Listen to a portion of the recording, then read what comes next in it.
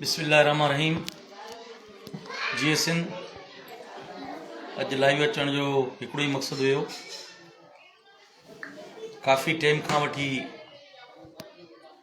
शुक्र अल्हम्दुलिल्लाह अमन अमान जी सूरत हाल बहितर थियणु लॻो।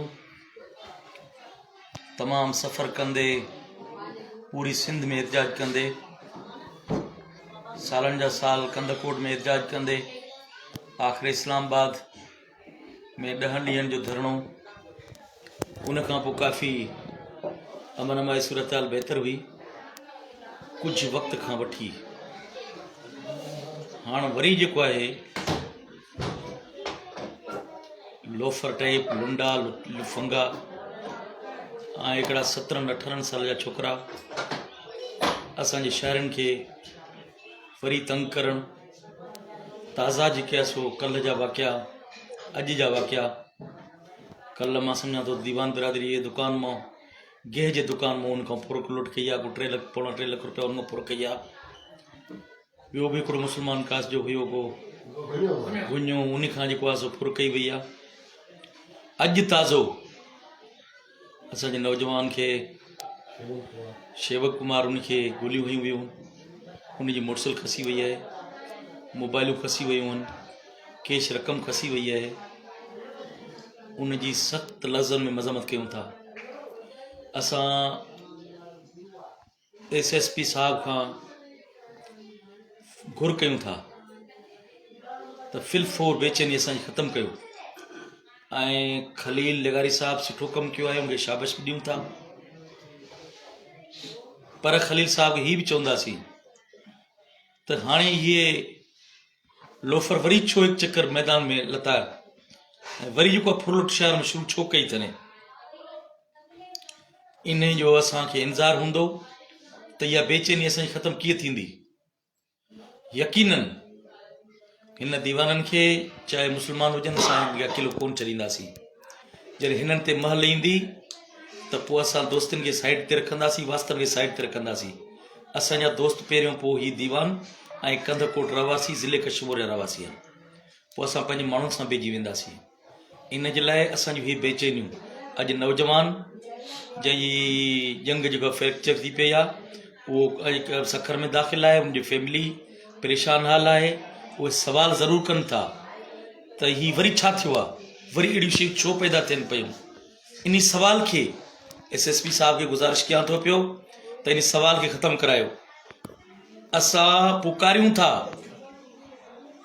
हर प्रोग्राम में, घुर था कयूं पिया त कराची जेके असांजा दीवान वियल आहिनि उहे वापसि अचनि, इंडिया जेके वियल आहिनि उहे असांजा वापसि अचनि, हैदराबाद जेके वियल आहिनि असांजा वापसि अचनि, जेके इस्लामाबाद वियल आहिनि असांजा वापसि अचनि। हिकु चक्कर वरी रौनकूं असांजूं कंदकोट जूं बहाल थियनि। छो जो कारोबारी तबिको आहे असांजो दीवान।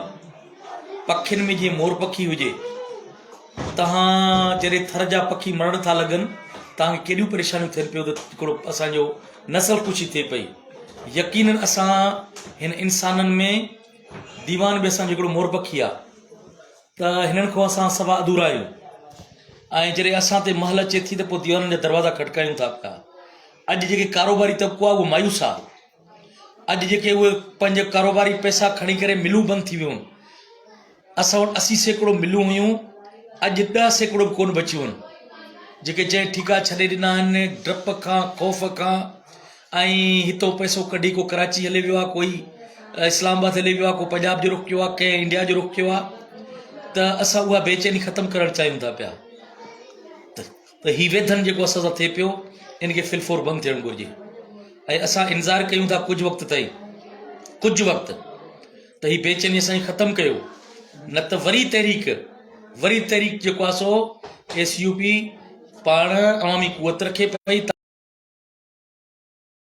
ही चोरी बि ज़ाहिर करे ॾियो, ही लोफर केरु हुया जंहिं गोलियूं वयूं आहिनि, जेको असांजा घर वरी हिकु चक्कर महफ़ूज़ न पिया रहनि, असांजा रस्ता महफ़ूज़ नथा रहनि पिया, असां नई मोटरसाइकिल जो सफ़र नथा करे सघूं, असांजा बचड़ा निकिरी नथा सघनि, हाणे घरनि में रास आहिनि, असांजी नियाणियूं परेशान हाल आहिनि।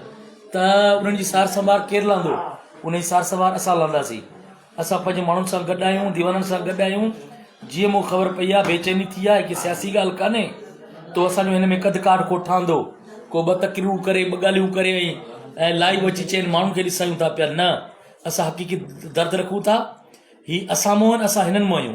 हिननि में अॼु घर में जेको आहे सो बेचैनी आहे ऐं हिन जी फैमिली सॼी बेचैनी गुज़रे पई, पर सॼे शहर खे बेचैन करे छॾी आहे। हिन वाक़ई सॼे शहर खे बेचैन कयो आहे। त हिन बेचैनी खे ख़तमु कयो। तव्हांखे 48 कलाक ॾियूं था। 48 कलाकनि में ऐं असांखे रिलीफ ॾियो। इहे लोफर बि गिरफ़्तार कयो, इनखे न तरणो ऐं हिन लुंडनि खे, हिन लोफरनि खे, लुचनि खे। मां SSP साहिब खे चवां थो पाण तहरीक में अचो। ईद जा मौक़ा लॻा पिया आहिनि। हिन लोफरनि खे चवां थो बाज़ अचो। असांजे दीवाननि खे, असांजे शहरी माण्हुनि खे तंग न कयो। तव्हांखे यादि हूंदो त मां लोफरनि जी ललकार बि कई हुई ऐं मां विढ़ण बि ॼाणियां थो, जहिड़ो करण बि ॼाणियां थो ऐं मूंखे कंहिंजी अलाह खां सवाइ कंहिंजी परवाह कान्हे का। इन जे लाइ मां हिन दीवाननि खे अकेलो पंहिंजे कोन छॾींदुसि। मुंहिंजा भाइरनि ऐं हिननि सां गॾु आहियां, हिन ॾुखी घड़ी में गॾु आहियां। हे बग़ैर के सियासी बयान जे इनशाला जेकॾहिं हिननि जी बेचैनी न ख़तमु थींदी, हिननि जो लाइमल असां अॻिते खणी करे पोइ असां थी सघे थो हाईवे जो रुख़ कंदासीं ऐं शटबंद काल बि ॾींदासीं ऐं जेको आहे सो हाईवे बंदि करण जो बि असां ऐलान कंदासीं। पोइ असांजो आख़िरी फ़ैसिलो हूंदो, पोइ कंदासीं दमादम मस्त कलंदर। त पोइ यकीनन उहो असांखे तव्हां पहुचाए कोन सघंदो।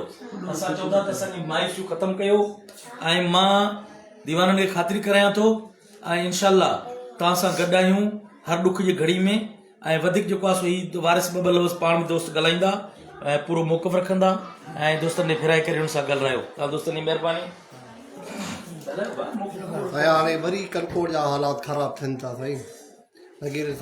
लगारी साहब कुझु कयो।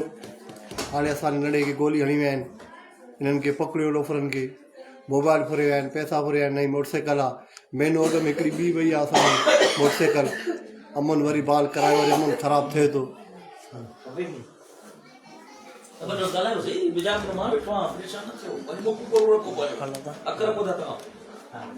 खलील अहमद लगारी साहब अस्सलाम वालेकुम साईं। असांजे तव्हांजे मथां एतमाद आहे, यकीन आहे त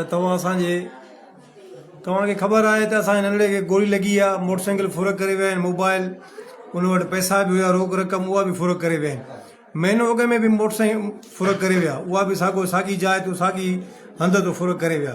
महिरबानी करे असांजी उमेदु आहे तव्हां में, अलाह में, महिरबानी करे असांखे इहे लोफर पकड़ियो। असां त उन्हनि जे मथां FIR लाइ बि तयारु हूं। तव्हां FIR कयो, असां FIR बि करण लाइ तयारु हूं। मां बि ईंदोमांसि शादी ते, मां बि ईंदोमांसि। सिर्फ़ु तव्हां हिमत कयो, तव्हां खे पकड़े अचो, बींदोमांसि मां। बाक़ी असां छॾींदासीं कोन। असांजो इहो वाइदो आहे, असां पाण में फैमिली ॿधी कई आहे त असां हिननि खे कोन छॾींदासीं। असां FIR कराईंदासीं। सिर्फ़ु तव्हां हुननि खे पकड़िजो। असांजी उमेदु आहे तव्हां में, SP साहिब में। महिरबानी करे असांजे केस खे जल्दी खां जल्दी उकलायो, रिकवर कयो, माण्हू पकड़ियो। महिरबानी।